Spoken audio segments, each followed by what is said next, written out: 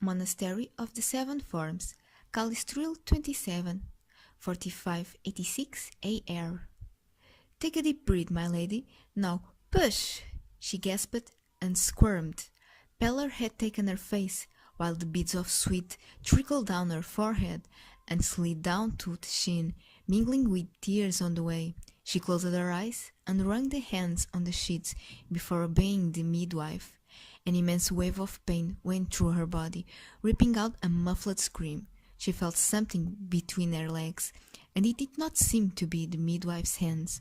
Once more, do not stop now. Courage! With difficulty, she took another deep breath. It was as if someone was stealing the air from her, and, with it, the little energy she had left. This time the scream was less controlled, as the whole body contracted. With strength she no longer existed in herself, and finally something slid from within her. Leaning on trembling elbows, resisting lying down on the bed, she tried to see over the bent knees. Someone had put a cloth on them, which prevented her from looking between the legs. The midwife took a pair of scissors and cut something. My baby," she murmured. The tone was weak, imploring. How is it?" The midwife looked up. "Lady Kaleni, now you can rest." "My baby!" She let out a sob, staring at her almost desperately. That was the emotion which still held her in that position, expectant and, at the same time, fearful. The other woman did not respond right away, returning to what she was doing. Kaleni wanted to get up and take the child in her arms. She wanted to see them, to feel them, to hug them before it becomes impossible. However, she felt that if she moved much more, the body would not hold. Even her sight was starting to falter, swaying between the clear and hazy. In fact, she was not even sure she could keep herself alive. After a few minutes, she saw the midwife smile a little, with a faint relief softening her expression.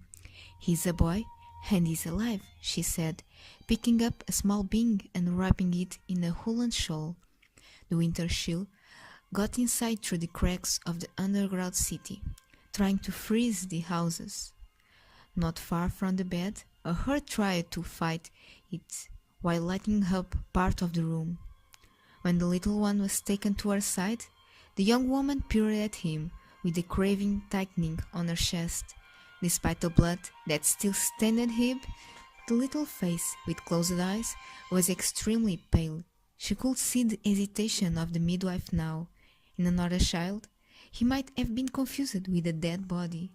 A few strands of black hair appeared on his head, and his ears, with pointed ends, were the same as her own. A little half-elf. Her little half-elf. She smiled and dropped back. She inhaled and breathed out. Her eyelids threatened to close, but she did not allow them to do so. Not yet. Kaleni stretched out her shaking arms and, with great care, took the child, pressing it to her chest. She bit her lower lip, preventing it from trembling. The baby was serene, breathing lightly, and she would not disturb him with her own crying or sorrow that undermined her chest. He deserved more than that. She let a finger slide down his cheek in a tender touch. His soft skin offered a strange coldness, possibly inherited from his father.